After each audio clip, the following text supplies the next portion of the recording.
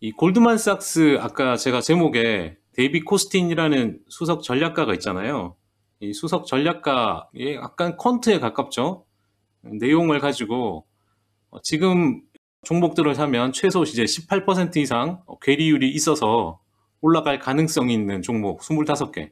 이 선정 배경을 좀 보면요. 가격에는 이러한 지표, 여기에 나오는 이러한 그 상관관계에 따라서 식을 만들어내는데, 얘가 보시면은 현재의 주가는 올해, 그러니까 2020년 EPS가 아니라, 그죠? 2021년 EPS 전망치죠. 그죠? 컨센서스니까 이 전망치를 가지고 가격의 리턴 수익률이 긍정적인 관계가 있다. 이렇게 보는 거잖아요. 그러니까 이 관계가 있다는 겁니다. 이게 이제 2021년에 EPS 컨센서스 변화율이 이 변화율과 그다음에 현재의 3개월간의 가격 변화율이 이렇게 상관관계가 있는 거죠. 여기에 따라서 뭐 각 종목별로 이렇게 쭉 약간의 편차는 있지만 그래도 이렇게 움직인다. 이렇게 보시면 좋을 것 같고요. 일단 이러한 거는 왜 그러냐? 현재 2021년 거를 왜 했느냐? 현재의 상황을 잘 이해해야 되는데 현재 2020년은 상당히 애매하고 모호한 환경이죠. 불확실성이 좀 크니까 2020년 거를 못 쓰는 거죠. EPS 컨센서스를. 뭐 EPS 컨센서스 자체가 막 뭐 마이너스 얼마 막 이렇게 나오니까 이걸 가져다가 못 쓰니까 아예 2021년 거를 가져온 거죠. 그래서 그런 상황이기 때문에 제가 여기서 말한 거를 요 내용을 다 그냥 한마디로 이제 말씀을 드렸고, 요 모델을 가지고 종목을 이제 소팅한 거죠. 자, 모델의 정확성을 한번 보면 이 모델을 이제 백테스팅 했더니 2005년 이후 S&P 500의 11개 섹터 중에 8개 섹터가 95% 신뢰 수준으로 유의미했다. 이렇게 보시면 되는 거고요. 거기에 S&P 500 같은 경우 여기 보시면은 현재 마이너스, 그러니까 컨센서스가 여기 16% 정도, 이제 여기는 가로로 쳤으니까 가로니까 마이너스죠. 16% 이렇게 빠질 때 주가는 14% 빠졌다는 거잖아요. 그러니까 거의 뭐 16과 14니까 뭐 어느 정도 거의 맞아 들어가죠. 그죠? 맞아 들어가는 부분이고, 그 다음에 아마존 같은 경우는 어마어마하게 이렇게 많이 빠지는데 주가는 좀 덜 빠지는 거죠. 그죠? 그렇게 보시면 되고, 테크는 EPS 컨센서스가 적게 빠지고 가격도 적게 빠지는 이런 흐름이 있고, 헬스케어도 마찬가지로 이런 식으로 형성되어 있습니다.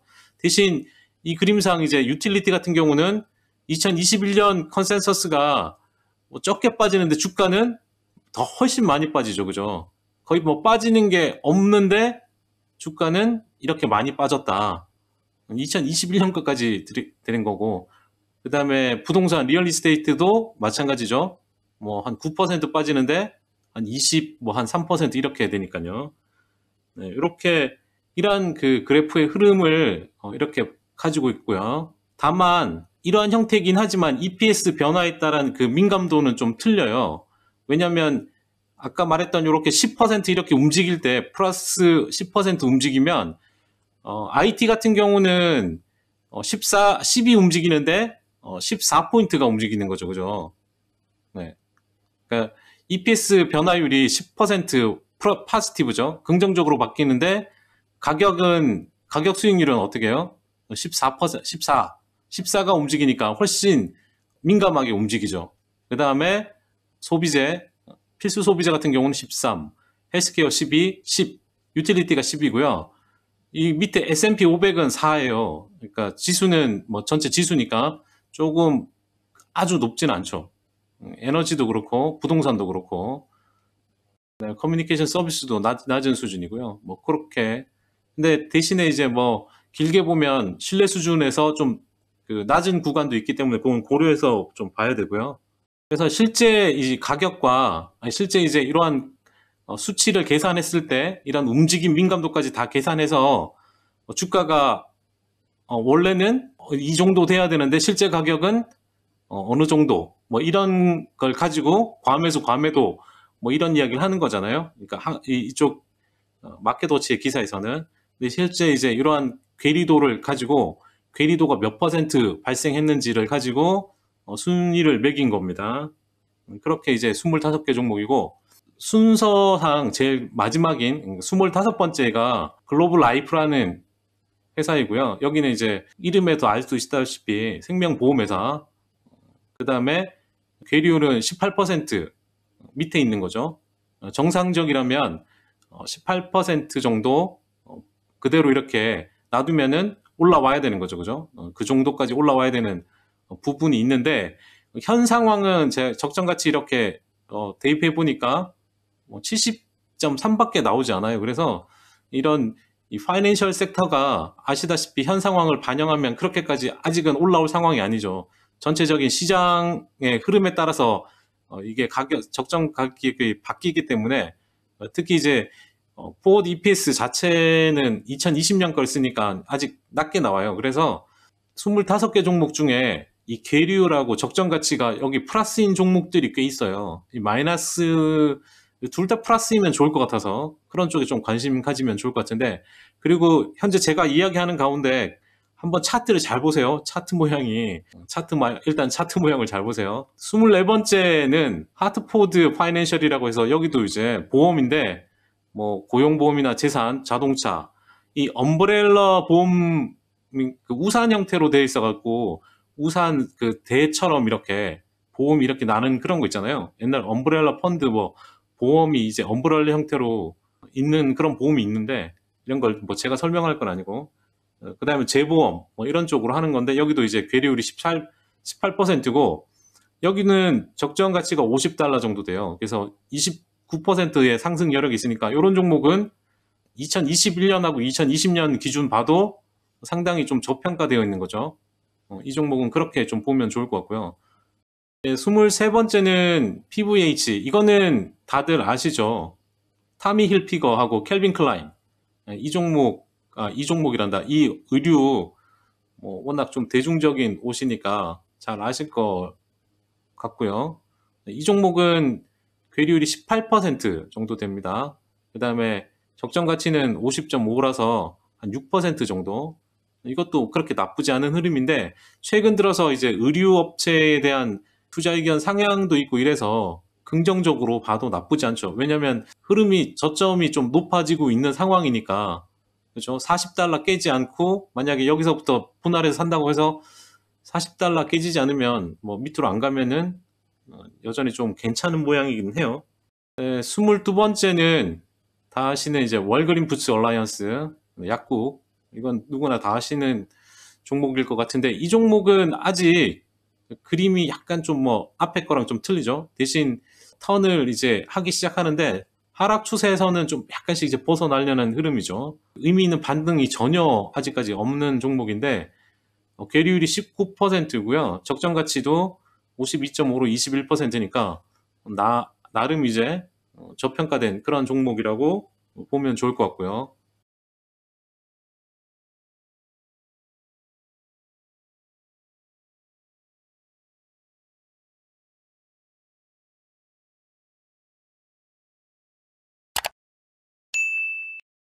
스무 번째는 이제 옴니컴 그룹이라고 해서 커뮤니케이션 서비스 섹터고 광고하고 마케팅 하는 회사입니다. 이 회사 찾아보니까 이 종목도 앞에 비슷하죠.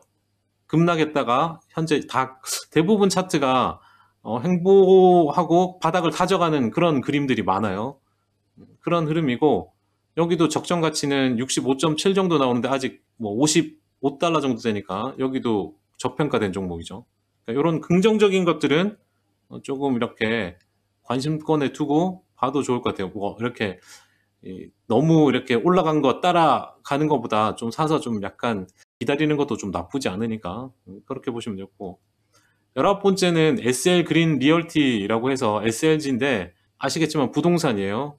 이 회사 부동산 관련 회사들 특히 리츠나 이런 것들 전혀 반등이 아주 크진 않은데 얘도 그렇게 반등이 크게 못 나왔죠. 아직도 바닥을 완벽하게 이걸 다진 건지 좀 지켜봐야 되지만 상승 추세로 돌아서지는 못했어요. 대신 이 회사는 그 맨하탄의 최대 오피스 빌딩을 소유하고 있기 때문에 맨하탄 같은 경우는 언제든지 제일 빨리 이제 돌아설 거잖아요. 다른 데보다 그나마 좀 긍정적인 오피스들이 많으니까. 그래서 괴리율도 20%고요. 적정 가치도 57달러 정도 돼서 29% 정도 올라올 수 있는 거 이렇게 보시면 좋을 것 같고요. 그림도 이거 안 바꿨네요, 제가. 여기 부동산은 더 못 올라왔죠, 그죠? 이런 차트입니다. 거의 뭐 차트가 벗어나지 않았어요. 이렇게 보면 거의 벗어나지 않았죠. 하락 추세도 아직 못 벗어난, 크게 보면 아직 이제 벗어나야 되는 그런 흐름인데 아직 못 벗어난 그런 흐름이고요. 18번째는 이제 아메리칸 인터내셔널 그룹에서 뭐 AIG, 한국에서 이제 AIG 보험 뭐 많이들 아실 겁니다. 보험사고 여기에 보험사가 좀 많죠, 그죠? 괴리율은 20% 정도 되고요. 적정 가치는 32.5달러. 그러니까 크게 여기까지는 그런데 흐름은 나쁘지 않죠. 50달러 평균이었으니까 단기로 봐도 뭐 좀 나쁘진 않은데 일단 보험사는 그렇게 메리트는 없는데 좀 보면 좋을 것 같고요.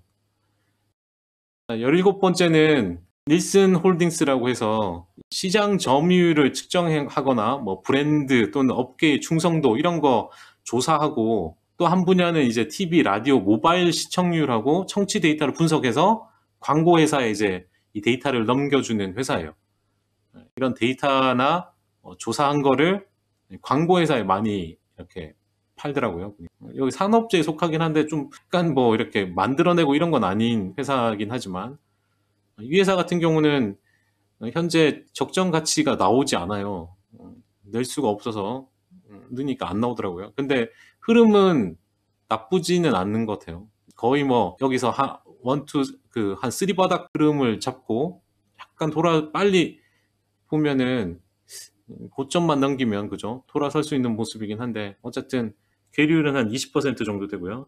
16번째는 인터퍼블릭이라는 회사예요. 여기도 글로벌 광고 마케팅 회사고요. 차트 모양이 거의 비슷하죠, 그죠? 다들.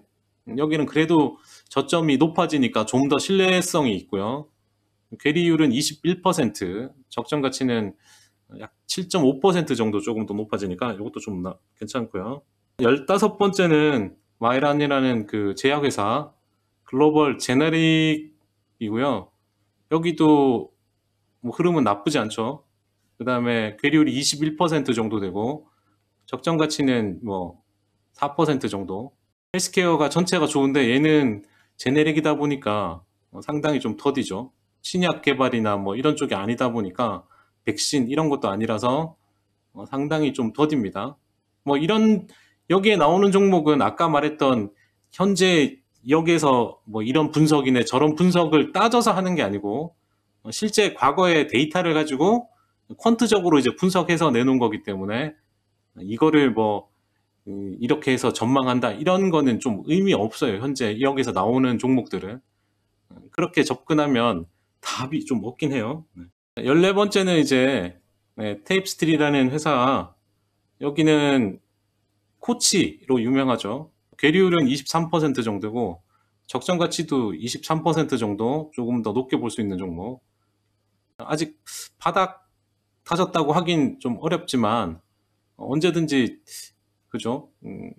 좀 살아날 수 있는. 근데 중국 때문에 어떻게 될지 모르겠어요.